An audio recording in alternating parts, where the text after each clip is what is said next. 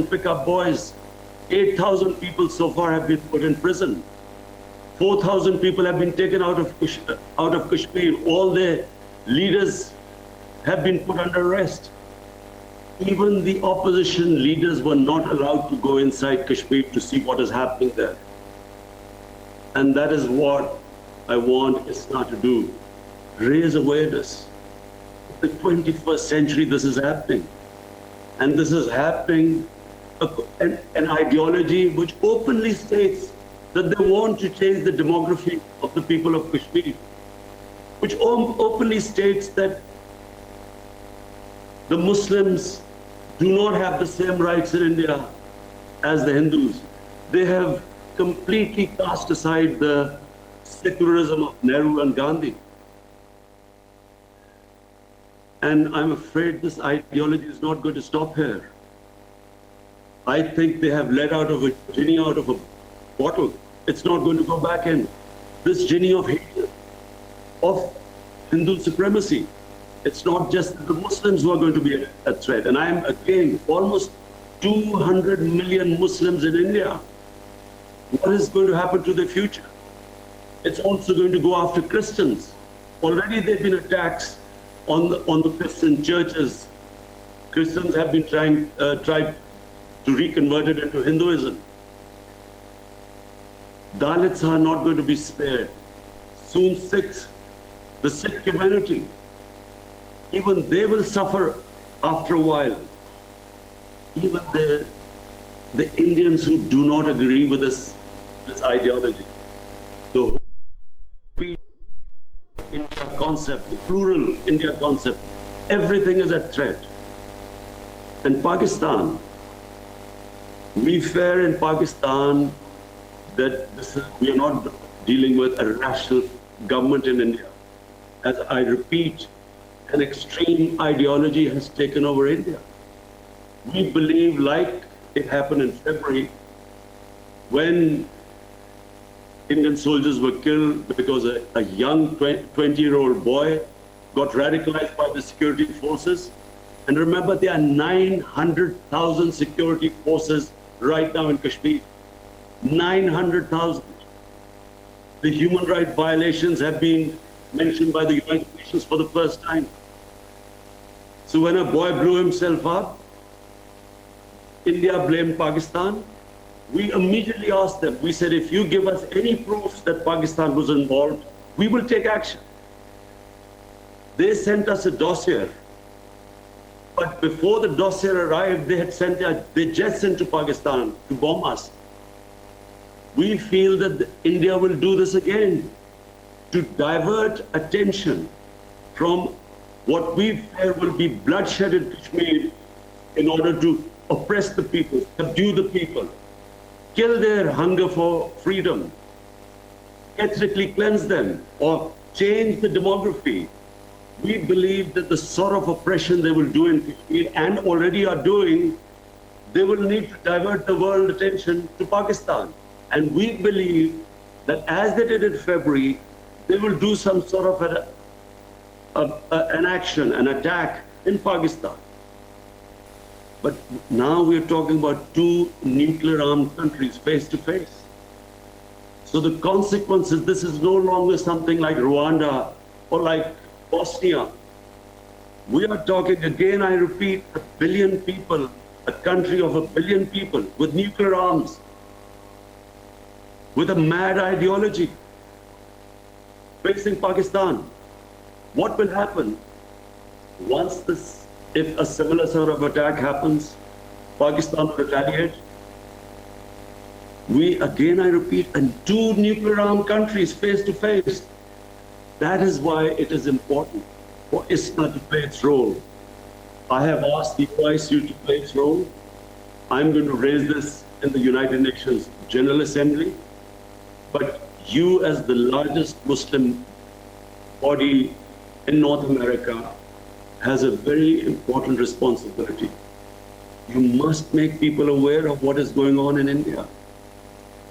This image of India so far of a land of peace, a land of gurus, of karma, a land where, of plural secular values, it is no longer that India anymore.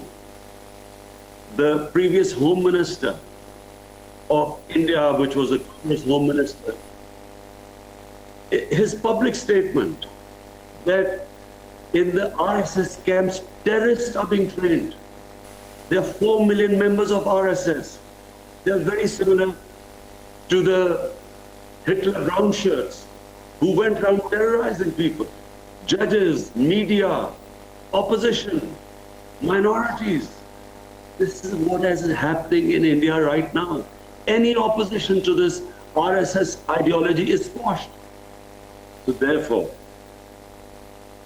in conclusion, after repeating what I feel is your role, I would also like you to tell the world what is the difference. I keep telling the world what is the difference.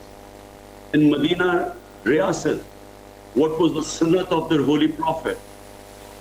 How did the prophet treat the minorities? There was the constitution of Medina. There was the written covenant with St. Pancras Church, which I believe still exists, where the prophet said that we will protect your places of worship till the day of judgment. The Holy Quran saying there's no coercion in religion.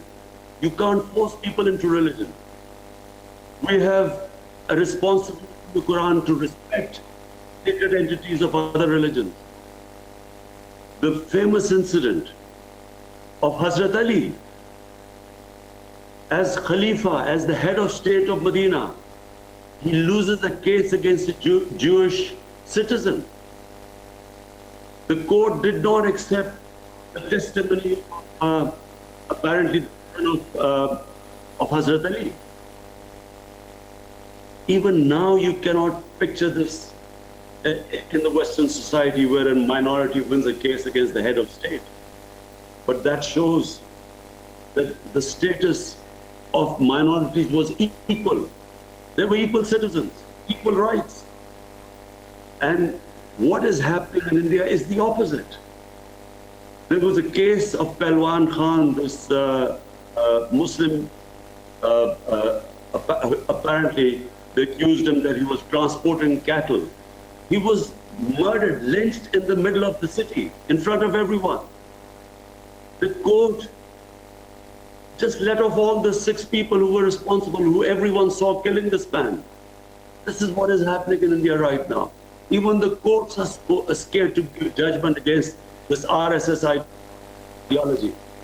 Hence, I conclude, the responsibility of ISNA is great. You should raise this awareness. You should raise your voices. You should approach your members of Congress, senators, make them understand what's happening. Meanwhile, I'm trying my best, as I've spoken to the head of states of Muslim countries. I made them understand that what we are dealing, I repeat, is an ideology. You can't reason with this. In India, and I repeat, India is at threat. All the people, intellectuals who oppose this, and I know India. People in India who are intelligent, educated, who believed in the Gandhi and Nehru secular values, do not agree with it. But there's an atmosphere of fear in India, especially after BJP won its second election. I again thank you very much for giving me this platform. I feel it's a great honor, and I wish that ISNA goes and plays its role of spreading awareness, making people understand Islam, and then try to de-link all this. I'm sad to say that majority of the people do not understand Islam in the West, but there's a tiny minority which deliberately tries to portray Islam in this light, linking it with terrorism. And I do hope that you will, and I believe you will be able to eventually make people understand what is Islam and all the propaganda against it. Thank you very much. And pick up boys, 8,000 people so far have been put in prison. 4,000 people have been taken out of Kashmir. All their leaders have been put under arrest.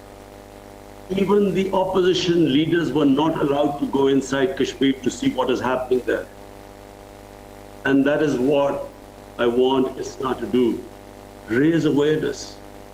In the 21st century, this is happening.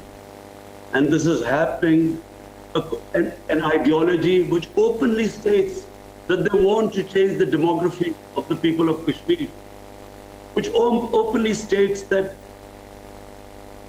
the Muslims do not have the same rights in India as the Hindus.